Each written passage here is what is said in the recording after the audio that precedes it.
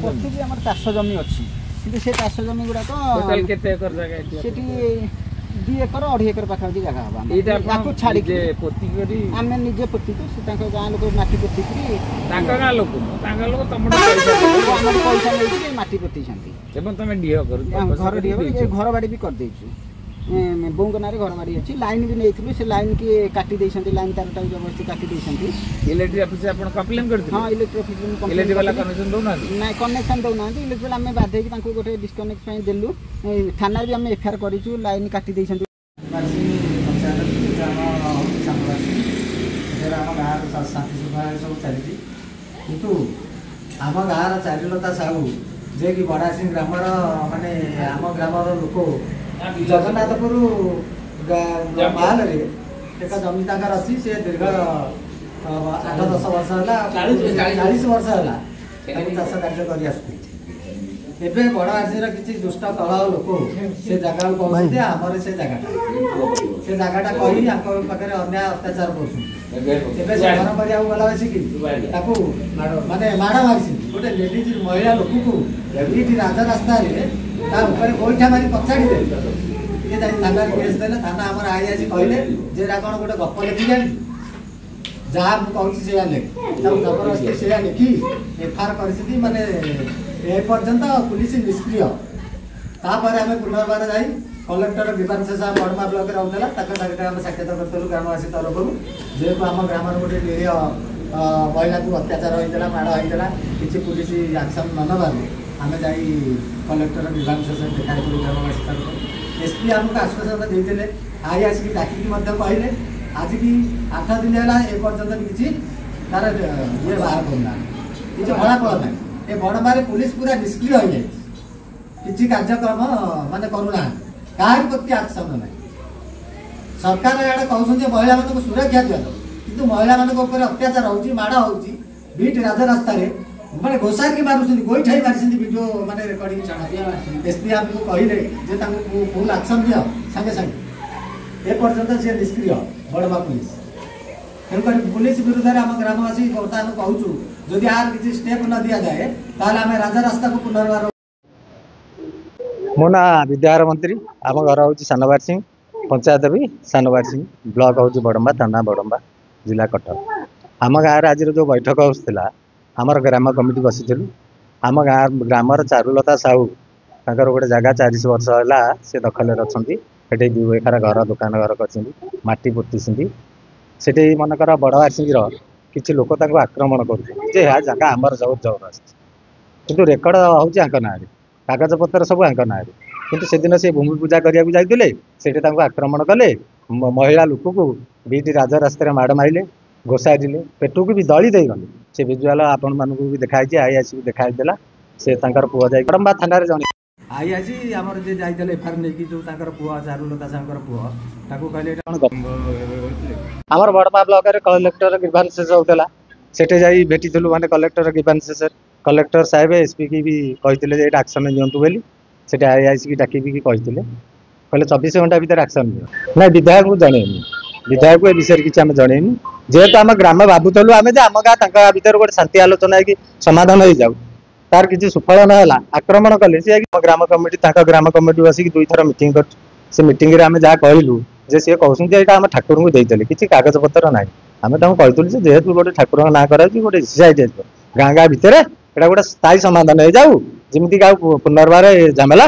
न हो किंतु से कथा को थाना बेला कहले आम एक्शन नौ किंतु किसी फल मिलनी तेणुक आम जा कलेक्टर की व्यक्ति भावुचु भावुनु कि जेहेतु मनकर बड़ आसी जो लोक मंगुली साहू जी कि मनकर स्त्री अच्छा माने जिला परिषद सभ्या आम भावुचु कि नेता प्रेसर पकईकि एक्शन नौ ना स्त्री जेहेतु जिला परिषद सभ्या अच्छा बीजेपी आम घर सानबार सिंह मो ना मेघनाथ स्वाई ये जो आमर समस्या न हो बोली बड़वर सिंह से जोग सूत्र रखिए डी मौजार सभापति कले कले जहाँ गोटे मिलामिशा करेंगे मिलामिशा ना रेकर्ड ना से ठाकुर घर कथा कहूँ आम कहलु किसी पैसा पतर नहीं निय ठाकुर घर जगार झमेला करनी तापर सी सभार उठिकी गले आम निस्तरी आइलु ये गला दुकान होती सभापति ये जो गले भूमि पूजा करने ଶାଶୁ 2 ଆଉ ତାଙ୍କ ସାନ ପୁଅ ଯାଇକି ଯେତେବେଳେ ଗଲେ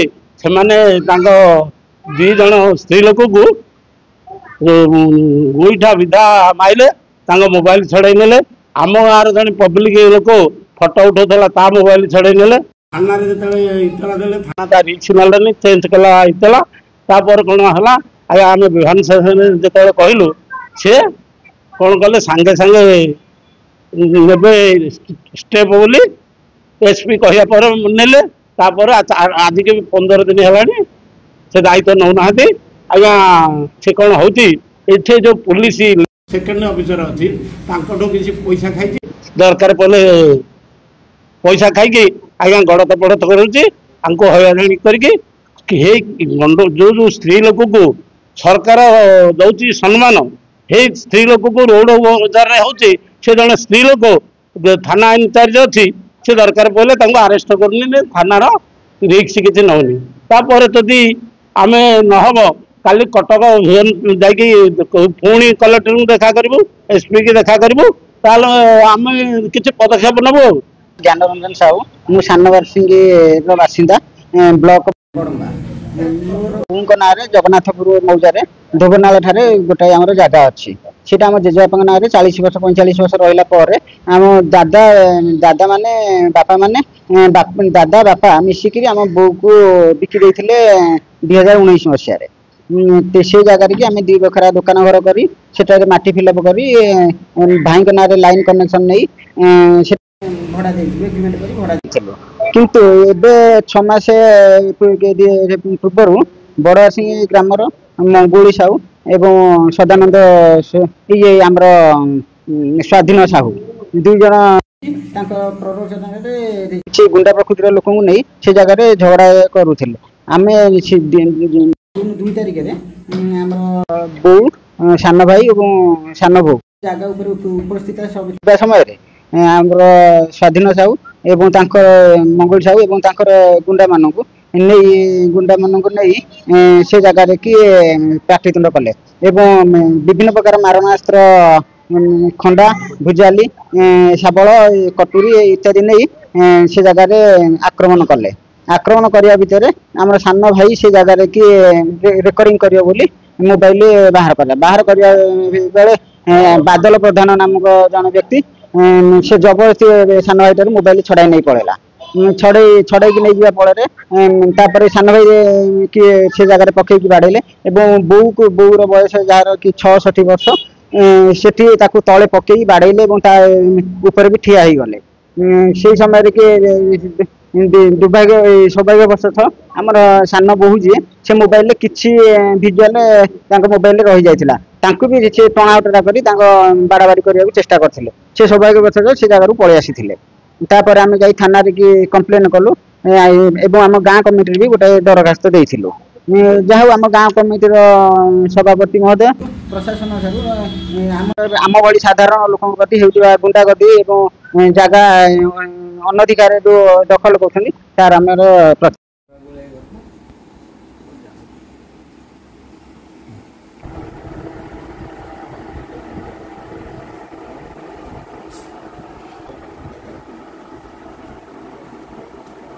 ବଡ଼ମ୍ବା, କଟକ ଜିଲ୍ଲା ବଡ଼ମ୍ବା ଥାନାର ମୋର ଜାଗା ବଡ଼ବାର୍ଷିକ ଧୋବଣୀ ନାଳ ଜାଗା ଅଛି। ସେଇ ଜାଗାଟାକୁ ମୋ ଶ୍ୱଶୁରଙ୍କ ନାଁରେ ଥିଲା। ସେଇ ଜାଗାଟା ମୋ ଦିଅର ମାନେ ମୋ ପାଖକୁ ଯେତେବେଳେ ବିକ୍ରି କରିବାକୁ ଆସିଲେ, ଅନ୍ୟ ବାହାର ଲୋକ ଗଲେ, ମୋ ସ୍ୱାମୀ ସେତେବେଳେ ବେଡରେ ଥିଲେ।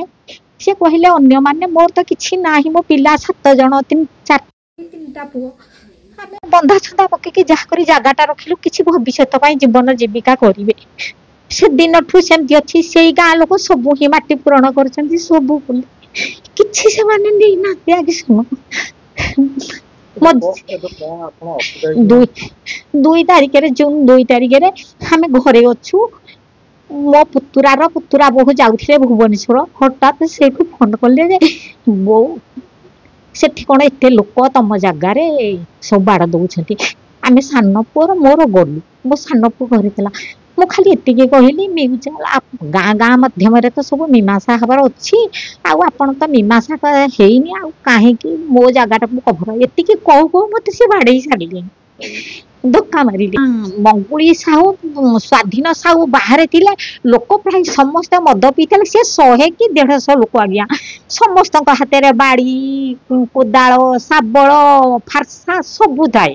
ମନା କରିଦେଲି, ମୁଁ ମନା କଲି କାହିଁକି, ଯାହା ସମସ୍ୟା ଅଛି ଯଦି ସମାଧାନ ହେଇସାରିଲା ପରେ ତମର ହେବେ ତମ ନବ। ଏତିକି ଭିତରେ ମତେ ସେ ବାଡ଼େଇଲେ। ବାଡ଼େଇଲା ପରେ ମୋ ପୁଅ, ସାନ ପୁଅ ଟିକେ ରେକର୍ଡିଂ କଲା। ଯେତେବେଳେ ମାଆ କୁ ବାଡ଼ଉଛନ୍ତି ପୁଅ ଟିକେ ରେକର୍ଡ କରୁ କରୁ ତା ବେକରେ ଆଣିକିରି କଟୁରୀ ରଖେଇ ଦେଇକିରି କଟୁରୀ ବେଣ୍ଟରେ ବାଡ଼େଇ ପକେଇକି ତାଠୁ ଫୋନଟା ଛଡେଇ ନେବା ଅବସ୍ଥାରେ ମୁଁ କହିଲି ପୁଅ ହାତରୁ ନେଇ ଯାଉଛନ୍ତି, ମୋ ହାତରୁ ନେ ବୋଲି ମୁଁ ତାଠୁ ଫୋନଟା ଆଣିକି ଛାତି ଭିତରେ ଦରଦର ମୋ ଛାତି ମାରିଦେଲେ। ମୁଁ ପଡିଗଲି ଚିକେଇକି। ପଡିଲା ଭିତରେ ସେ ଫୋନଟା ଛଡେଇ ନେଲେ। ଗଛ ପଛ ଉପାଡ଼ିକିରି ମତେ 5-7 ଜଣ ବାଡ଼େଇଲେ, ମୋ ପୁଅକୁ 5-7 ଜଣ ବାଡ଼େଇଲେ। ଆମେ ନିରୁପାୟ କହିଲେ ଏଠି ମାରିକିରି ପୋତି ଦେବୁ, ତୋ ବୋପାର ଏଇ ଜାଗା ନୁହଁ, ତୁ କୋଉଠୁ ଏଇ ଜାଗା କିଣିଲୁ, ପଇସା ଆଣିଲୁ, ଖରାପ ଭାଷା କରିକିରି କହୁଥାନ୍ତି ଆଜ୍ଞା। କୋଉଠୁ ତୁ ପଇସା ଆଣିକିରି ଜାଗା କିଣିଲୁ, ଏମିତି କହିକି ବାଡ଼େଇଲେ। ଏଇ ସମୟରେ ଆମେ ବୋହୂ କେହି ଏତେ ସମୟ କାହିଁ ଡେରି ହେଲା, ଆମ ସାନ ବୋହୂ ଗଲା। ସାନ ବୋହୂ ଟିକେ ରେକର୍ଡିଂ କରୁ କରୁ ସମସ୍ତେ ତା ପାଖକୁ ଧାଇଁକି ଆଇଲେ, ମୁଁ ବି ଦୌଡ଼ିକି ତା ପାଖକୁ ଆସିଲି। ମୁଁ କହିଲି ଯାହା କରିବ ମତେ କର, ମୋ ବୋହୂ ଉପରେ କିଛି କରନି। ସେ ଆତ୍ମବିକଳରେ ଫୋନଟା ଧରିକି ଦୌଡ଼ିକି ତା ପଛରେ ବିଟା ପଥର ମାରିକିରି ଗୁଡ଼ାଏ ଲୋକ ଖରାପ ଭାଷା ଗାଳି କରିକି ଏମିତି ଆସିଲେ। ଆମେ ତ ଜୀବନ ବିକଳରେ ମୋ ପୁଅକୁ ଧରିକିରି ମୁଁ କହିଲି ଆଉ ଏଠି ରହିବାନି, କହୁଛନ୍ତି ମାରିଦେ ବୋଲି, ଚାଲେ ଆମେ ମା ପୁଅ ବୋହୂ ସମସ୍ତେ ତ ଥାନାକୁ ଗଲୁ। ଥାନାକୁ ଗଲା ପରେ ବହୁ ସମୟ ବସିଲୁ। ଆଇ ସେମିତି ଆଗ FIR ଲେଖିକି ଦେଲୁ। କହିଲେ କଣ ଇତିହାସ ଆଣିକି ଲେଖିକିରି ଦଉଛ, ଯେତିକି କରିବ ସେତିକି 2-4 ପଏଣ୍ଟ ଲେଖିକିରି ଦିଅ। କହିଲେ ଆଜ୍ଞା 2-4 ପଏଣ୍ଟ ଏତେ ଗୁଡେ ତ କରିଛନ୍ତି କେମିତି ନା 3 ଥର FIR ଦେଲୁ, 3 ଥର ଫେରେଇଲେ। ତାପରେ ସିଏ ଯାହା କହିଲେ ଆମେ ସେଇଆ ଲେଖିକିରି ଦେଲୁ। ଦେଲା ପରେ ତ 3-4 ଦିନ ପରେ FIR ଇଏ କଲେ। ତାପରଠୁ ଯେତେ ଥର ଗଲୁ ତୋ ଜମି କେହି ନେବେନି। ସେ 10 ମହଲା ଘର କରିଥିଲେ, ଆମେ 10 ପ୍ଲାଟୁନ ପୋଲିସ ନେଇକିରି ମାରିଦେବୁ ଏମିତି କହିଲେ। ମୁଁ କହିଲି ମାରିବା ଯାଏ କାହିଁକି, ଆମକୁ ତ ମାରୁଛନ୍ତି ନା, ତମକୁ ମାରିଥିଲେ ଆମେ ଆରେଷ୍ଟ କରିଥାନ୍ତୁ, କଣ ତମର ଇଏ ଅଛି। ତଥାପି ସାର୍ କଣ୍ଟା ଗଛ ଗୁଡାକ ଫୋଡି ହେଇକିରି ଦେଖେଇଲି, ସବୁ ହାତ ଫାତ ସବୁ କଣ୍ଟା ଫୋଡି ହେଇଯାଇଥାଏ, ଶାଢୀ ଚିରି ଯାଇଥାଏ, ତଥାପି ସେ କିଛି। ମୁଁ କହିଲି ଆପଣଙ୍କ ମା ଯଦି ହେଇଥାନ୍ତା, ମୁଁ ଆପଣଙ୍କ ମା ବୟସର ଲୋକ, ମତେ ଏମିତି ବାଡେଇଛନ୍ତି, ଆପଣ କିଛି ଆକ୍ସନ ନଉନାହାନ୍ତି ନା। ଏଠି ମା ପୁଅର ସମ୍ପର୍କ ପଡିନି, ଆମେ ଯାହା ଲିଗାଲରେ ନେବୁ। କଣ ତମେ କହିଦେଲ ବୋଲି ଆମେ କଣ ଆରେଷ୍ଟ ହେଲାଣି ତ କିଛି ଷ୍ଟେପ କହିକି ଆଗା ବାଡେଇଲେ। ତୋ ପଛରେ କିଏ ଅଛି, ମୋର ଆମର ପଲିଟିକାଲ ହାତ ଅଛି ଉପରେ, ସେଇମାନେ ହିଁ କହିକା ବାଡୁଥାନ୍ତି। କହି ମୋ ଜାଗା ମୁଁ ଚାହୁଁଛି, ନ୍ୟାୟ ଚାହୁଁଛି। ମୋ ପିଲା କେମିତି ସେଭ ହେବେ, ମୋ ବୁଢୀ ଲୋକଟେ, ମୋ ପିଲା ଜୀବନ ଜୀବିକା ପାଇଁ ବାହାରେ ଅଛନ୍ତି, ସବୁବେଳ ପାଇଁ ତ ବାହାରେ ରହିବେନି, ଘର ପାଖରେ ଆସିକିରି ରହିବେ, ଦୋକାନ ବାଡି ଟିକେ କରିବେ, କିନ୍ତୁ ସେଭ ରହିବେ ମୁଁ ଚାହୁଁଛି। ତଥାପି ଆଜ୍ଞା 2 ତାରିଖରେ ଆଟାକ ହେଲା ପରେ 30 ତାରିଖରେ ଗାଁ ବସିଥିଲେ, 2 ପଟ ଗାଁ ବସିଥିଲେ। ମୁଁ ମୁଣ୍ଡିଆ ମାରିକିରି କହିଲି